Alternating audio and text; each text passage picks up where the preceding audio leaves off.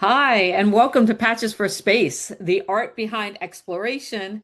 It's the place where stories are stitched, symbols are decoded, and space history is told one patch at a time. I'm Dr. Sian Proctor. I'm an artist, I'm an astronaut, and a lifelong explorer, and my goal is to encourage everyone to use their unique space to inspire. Hi, I'm Beth Mund. Hi, Sian. It's so good to see you on this next episode. I'm the director of Stories of Space. I'm a former NASA public affairs officer, and I believe that we can change the way we explore space through story, one story at a time. And today, Sian, I can't wait to talk about space patches with you. Yes, I am so excited. And we're going to do something special because, patches have a story to tell, and we started with the NASA meatball patch, and now we're moving into this next era, and I'm going to let you kick that off, Beth.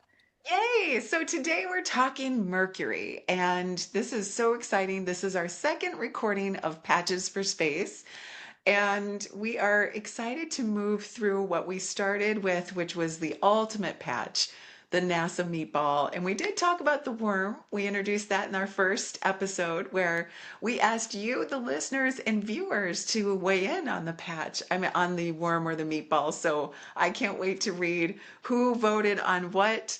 You're going to have to listen to that episode to hear what Cyan and I chose. So that was a super fun way to start. And we wanted to start with the rich history of the very first exploration explorers and missions. And so it's by default that we start with Mercury. And Mercury is that perfect bridge, although we're going to let you in on a little secret that's super fun part of a trivia in history. These patches didn't exist. So we're literally talking about a patch that at one time, for quite some time, did not exist. And I think that's one of the only parts of all the NASA missions that we can say this about, which is the Mercury mission patch from 1958 when NASA was first started, and it moved from NACA to NASA. And then the agency wanted to start our space exploration by putting humans in orbit. It came up with the Mercury mission.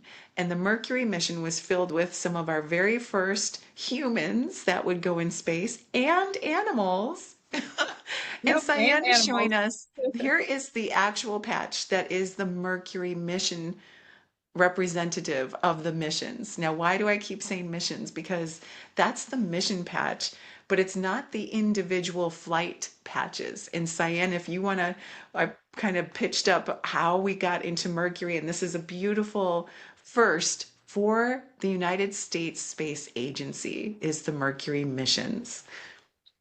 Yeah, and so it was interesting because we had this kind of mandate I should say we were in a competition to some extent with the Soviet Union, and this whole idea of how are we going to put humans into space, into orbit, and then that's what Mercury represents. And this patch is pretty cool because it's again, like you were saying, Beth, it's a program patch. It's not a mission patch.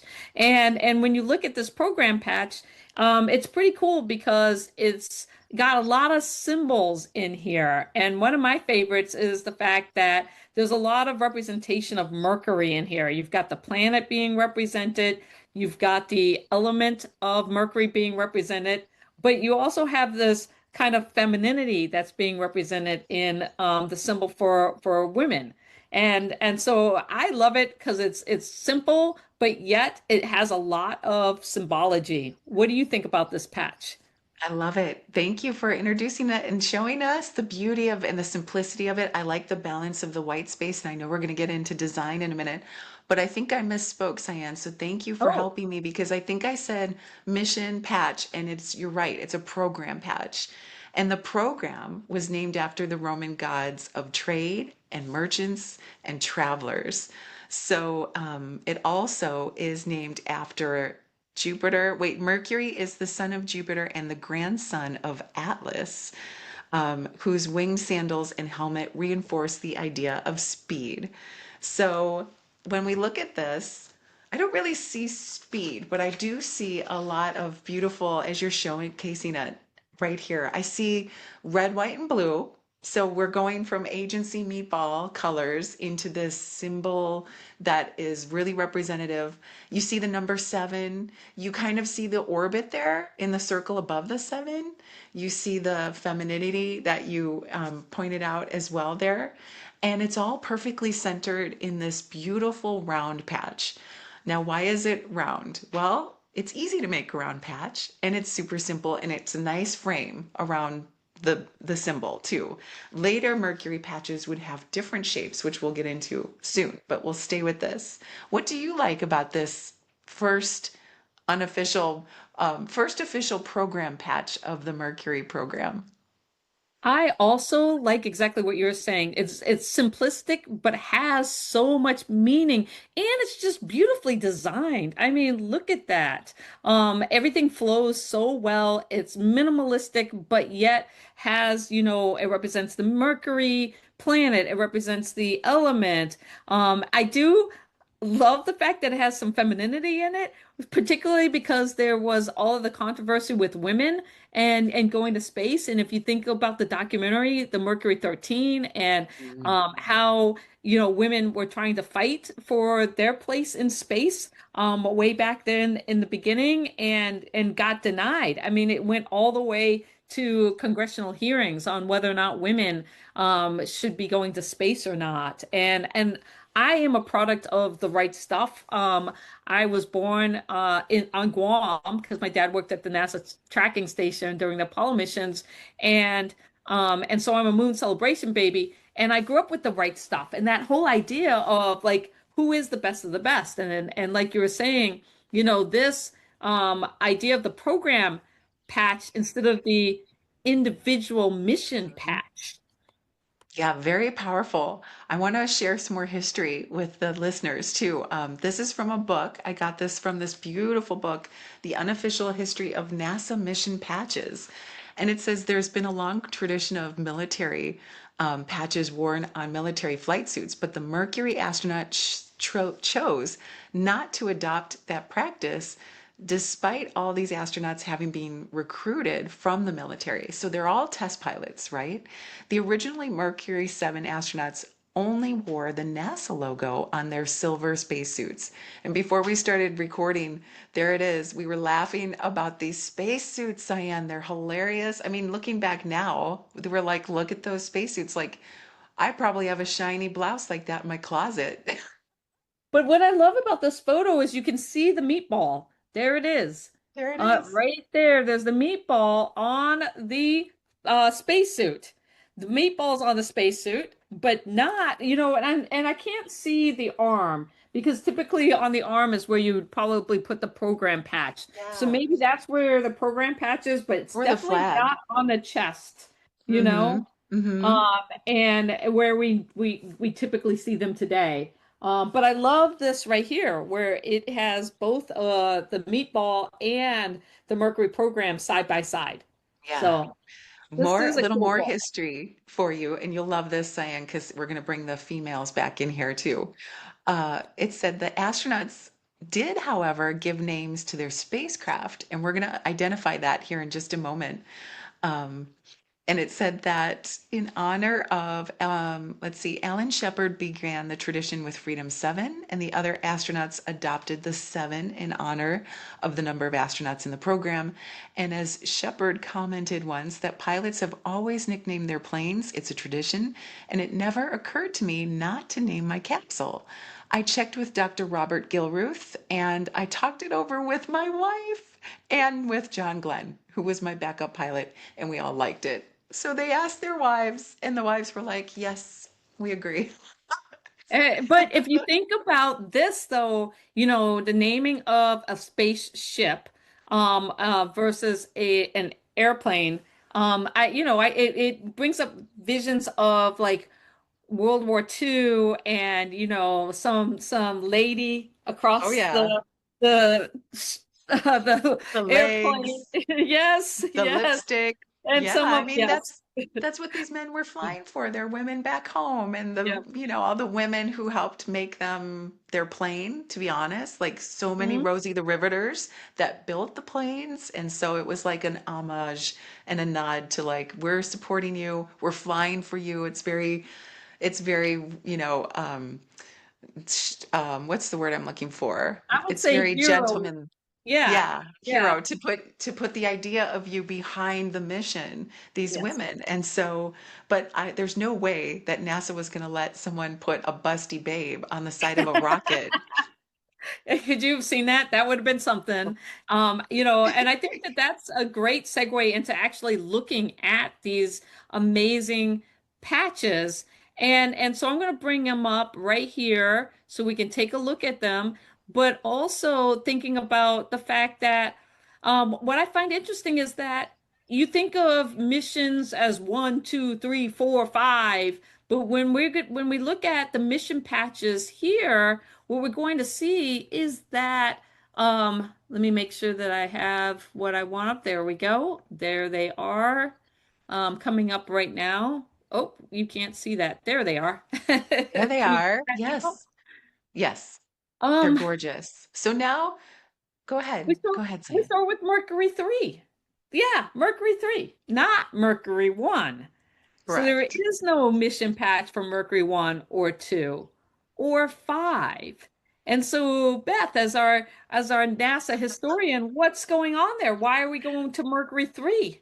Very good question. And I'm glad you have showcased these beautiful patches. So what I want to show here first is now we're moving into some different shapes as well. Like the very first one, just like the NASA meatball, is round, just perfectly round, and it has that beautiful symbol in it. And now that we're talking about each individual patch, I'm going to let Cyan walk us through what's on the patch. So we've got a couple of things and items that are within each patch.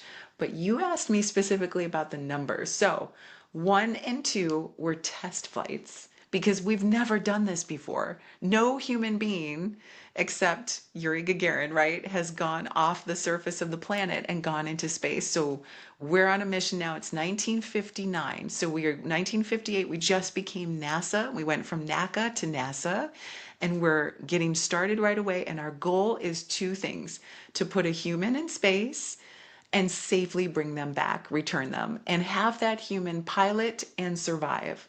Pilot is a very important word in this equation because, as anyone might know, the history of space exploration of the original seven, and when we talk about one of the favorite patch that we both selected, this is going to be important.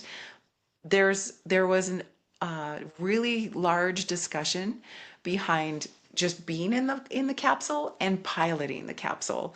And so these test pilots that recruited from the military, as Cyan you mentioned, were the best of the best. So when we're talking about 1 and 2, we want to talk about those as test flights. Can the capsule fly? Can it get removed from the rocket so that it can orbit successfully? And those were numbers 1 and 2. So 3 is the first human United States astronaut that was going to fly. Um, and then number 5 is a chimpanzee.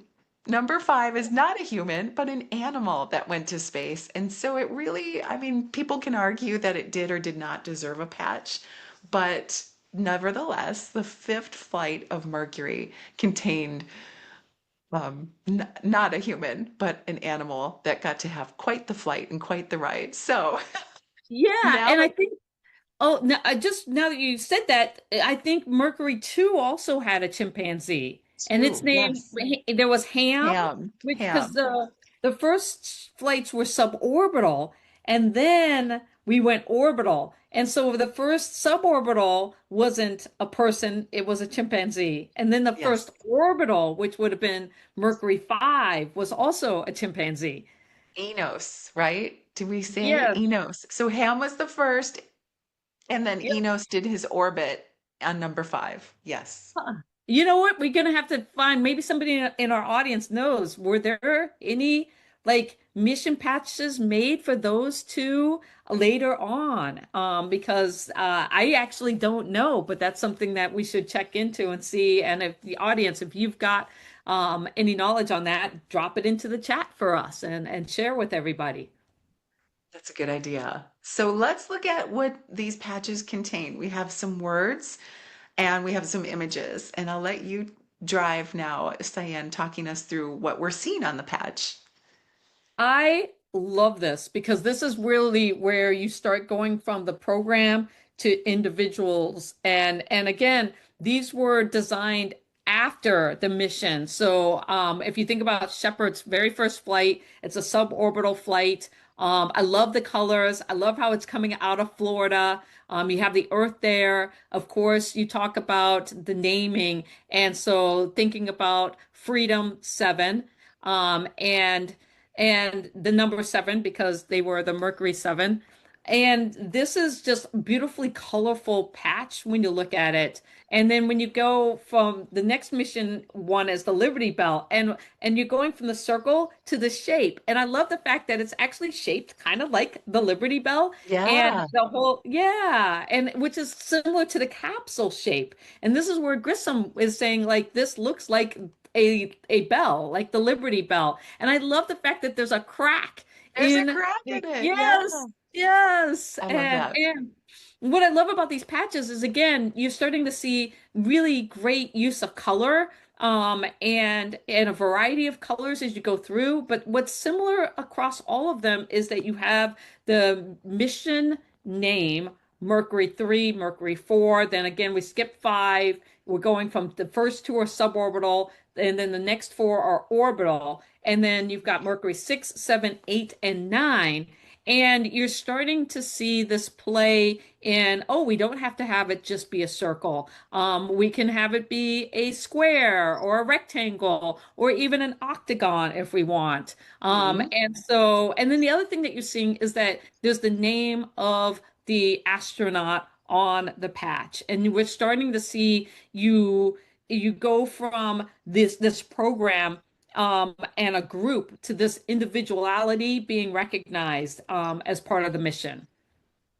And what's interesting about that, as we mentioned earlier, is well, there's these program patches with the symbol, as we showed you in the first start of the show.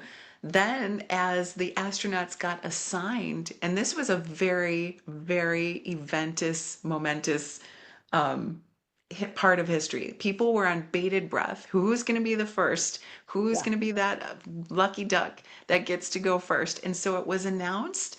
And then after the flight, as Cyan mentioned, then the patch gets designed and then the name gets put on it. So, which is not necessarily the case of how things are today. We know who the crew is.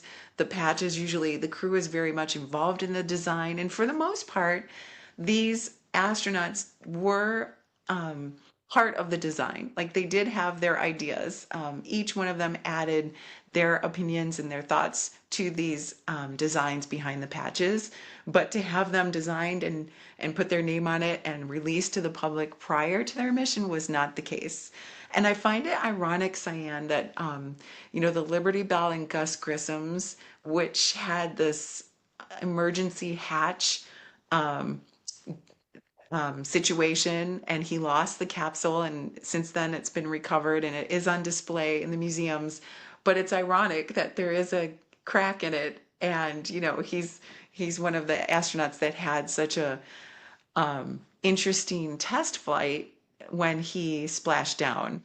And that's a whole nother story for a whole nother podcast, but it's just, I find it ironic that that was in his part of the design. It's like, not to say or not to allude that the mission was flawed in any way, but it's a representation of like, not every mission goes perfectly, and not every mission is like shiny and beautiful and perfect in every way. Like, and it's got that, it has a heaviness to the patch, almost not alluding to, but representing that. And remember, these are the firsts. So the fact that more things didn't go wrong and that they all did come back safely is worth noting. And this whole idea of like who was going to be the person who was going to be the first, American in space, as a suborbital flight, and then who was going to be the first to go orbital. And I love that again. We are starting to see the ability to really create some really interesting patches with themes around them. Like we were just talking about the Liberty Bell, Florida. If you look at this, there's three of them where you clearly see Florida being represented in them. And the use of Greek lettering and just interesting ways of thinking about our planet Earth and how Earth is represented. And what's interesting about the Liberty Bell one is it's the only one that doesn't have some representation of our planet Earth on it, if you notice. Yeah, that's true. That is true. Hmm. And look how prominent the friendship is. It takes up most of the patch in the Mercury 6 patch and those beautiful color blues and greens that I love. And look how tucked in the Earth is amongst the nine Yeah, number. It's like yeah. tucked right in there. And there's some things that are alluding to the faith representation, and the capsule is there, the orbits. Like it looks, all of these also have like from six, seven, eight, and nine. There's movement in the patch. Yes. Like those little Yeah. lines of stitching allude to it's not static, it's doing something. Well, so does number three, actually. So all of them, Mhm. pretty much, except for, have that. No, four has it, but it's hidden in the bell. Oh, it You can does. see it, It's, yes, yeah, with the I do. yellow, and that's the interesting thing is that that's really subtle in that one. Whereas then you look at like Mercury 7, and it's you've got the aura going up there, and that one is a really interesting one too, because they have such rich histories to them. It's fun to look at them. But you know what really gets me excited, and I'm gonna stop sharing now, is this idea of like you've got this program. There are six patches within the program. They're very historic in their own way, but when you look at them from an artistic, mission, aesthetic, all of these things together, and the story, I'm really curious as to which patch is Oh, your favorite and to see whether or not it's the same one that is my favorite. And so again, we're looking at all six of these and just kind of like saying this is the one that resonates the most with me from the Mercury program and why. So let me stop sharing and now for this fun kind of reveal, I have my patch here in my hand, and I know okay. you have it, yours. I'm ready. Okay, and Okay, so we're we're gonna go gonna at the same time. we're gonna go do a three, two, one countdown, and then we're gonna show our patch. Okay. Okay, ready? And Yes. so three, two, one. No No way! way! We picked the same one. Oh my Mercury, goodness. it's number Mercury Number 9. nine. Number And nine. oh, why did you pick it, Whoa. Sian? Why did you pick it? Well, I love this patch. One, because it's an octagon. It's the one that really kind of breaks the circle mode with the geometric shape. And so I love that. As much as the Liberty Bell shape one was cool, this one I just was like, oh my goodness, it's eight-sided. This is great. But also when I look at it, the Earth showing the full Earth in the nine and the faith. Faith was a big one because when I went to space, everybody always asks, was I afraid to go? When I was strapped in the rocket and it was counting down, was I afraid to go? And I'm always like, no, I was excited. And I think part of that is this whole idea of having faith in that everything's going to work out, that it's going to be okay. And so when I see this and I see, what this represents and the fact that faith is a part of it, that it's all going to work out okay, that just resonates so much with me. I How love about you, it. Beth?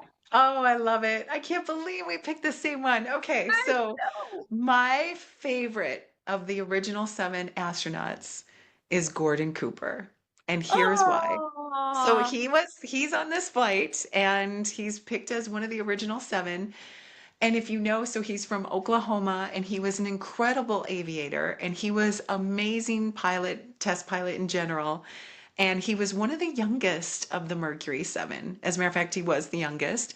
And so they kind of treated him as like, you're the youngest, so go, just follow our lead. Like these are all test pilots. They have a little bit of an ego, just a little bit, and they're the first and they know it. And everyone is going into space. And what would happen with Gordon is he would fly the furthest and he would be in space the longest. So in a way, I kind of like to say we saved the best for last in a way in this mission. But if you read about his autobiography, which I have extensively, because again, he's my favorite. When he said he selected the name Faith, and I'm going to read from the book. It was quote to show my faith in my fellow workers, faith in all the hardware that was carefully tested, faith in myself, and faith in God. And when we talk about the firsts, it took a really brave person to go first, but I think Gordon Cooper puts this beautiful bow on the end of this program to say, okay, we went first, but we went on behalf of humanity. And we're recognizing that while the first is dangerous, we're recognizing that this program only succeeded because of the people, the tech, the hardware. And so I like that this patch represents all that in this design and in his faith star. And he's giving a nod kind of back to Earth to say, like, it's not, maybe it's just me up here in the capsule doing the brave thing because I am a test pilot. And he, in the movie, is portrayed when he always asks his other co pilots, who's the best you ever saw? You're looking at him. He always would say that. They always put that in his character. And he was bold and brave. He also, just again, because he's my favorite, he would later go and fly in Gemini missions, which are going to be the next group of patches that we're going to discuss. And he would share this space flight as a commander of a Gemini mission. But then that would be all for Gordon Cooper. Why? I'll discuss that some other time if interested. But he was an amazing astronaut and pilot, and I think he patiently waited his turn and very appropriately caught he wore his heart on his sleeve, and I think it's reflected in this patch, and that's why I picked it. I love the stories behind them so much that how could I not pick my favorite astronaut, Gordon Cooper, of the original seven? So there's my version. I love that so much. And like you were saying, it represented faith in so much more of the technology, of the people behind it, of the people on Earth, of your crew members, everything. And that, again, when I think about Inspiration 4 and when I saw this and thought about it, that's what really resonated with me is that you have that faith that we're all going to do this, we're all in it together, and it's all going to work out. And now I think we got to turn it to the audience. Which is your favorite? I'll take that one out of the six mission Yeah. patches. Which Which one? is your favorite and why? We want to know. Did you agree with me and Beth with number nine, or is it number one? Well, it's mission three. Yeah. Mission Mercury three, four, three. six, Yep. 7, 8, or 9. Yeah. And maybe you have a favorite astronaut. Maybe you love that John Glenn, was the first in orbit and you want to capture that. We can't wait to hear. I'd love to hear. And kids are so honest and truthful. They say the best things. So they'll say like, I like 7 because it's the sun. And we don't have any patches of the sun yet in the missions there. So maybe that's a good one. But we can't wait to hear what you think. So look at those beautiful patches. And Sian, Yay. you said something really cool. In your flight, you were also the first. You had your own first, and you had the first as a commercial crew going into space. And so, in a way, like we're gonna get to your patch. I cannot wait for the episode where we're gonna like walk through that patch and how you designed it and what was behind the design. But I mean, I can only imagine all of you came together a lot like these Mercury crew first, and so your Yeah. mindset must have been similar. We were really, when we think about Gemini and the fact that we did an orbital flight, and we were the fourth ever human space flight by SpaceX. And when you think about the Dragon, it was really designed to take humans to the International Space Station and back. And so the first three flights with Crew 2, Demo 2, Bob and Doug went to the ISS. Crew 1, NASA went to the ISS. Crew 2, NASA went to the ISS. And then they chucked four civilians into space in a free flyer or Earth orbit. Now, it wasn't free, but we were independent of going to the station. And that was a first for SpaceX, for humanity because we're all civilians, and for what it represented. And so and I think a lot of people are like, what are they doing? They're launching civilians into space. And so again, faith in Yeah. SpaceX and the engineers and the trainers and us as a crew and Yes. that it's all gonna work out. I And it love did. it. Yeah. Such a great way to end this episode. This has been fantastic, and I do want to let everyone know. So we've started with NASA Meatball. Now we went into the Mercury program. Gemini is next. So Cyan and I are going to pick our favorite, but again, we don't tell each other. So We we're going to don't. go into the Gemini patches. We're going to look at them all together, and we're going to do this again where we break down each of the patches. We'll briefly touch upon them, and then we'll pick our favorite and discuss them. So if you have a favorite Gemini patch, get ready because we're going to discuss it. But I know that all of you, just like me, I can't get enough of hearing about your flight, Cyan. And so I just want everyone to know that as we move through Mercury, Gemini, and eventually we'll get to Apollo and so forth, we will discuss your patch in future episodes. So tune in. And thank you for tuning in. And I can't wait. That's going to be an episode I cannot wait to hear. Patches for space. Thanks for tuning in, everybody.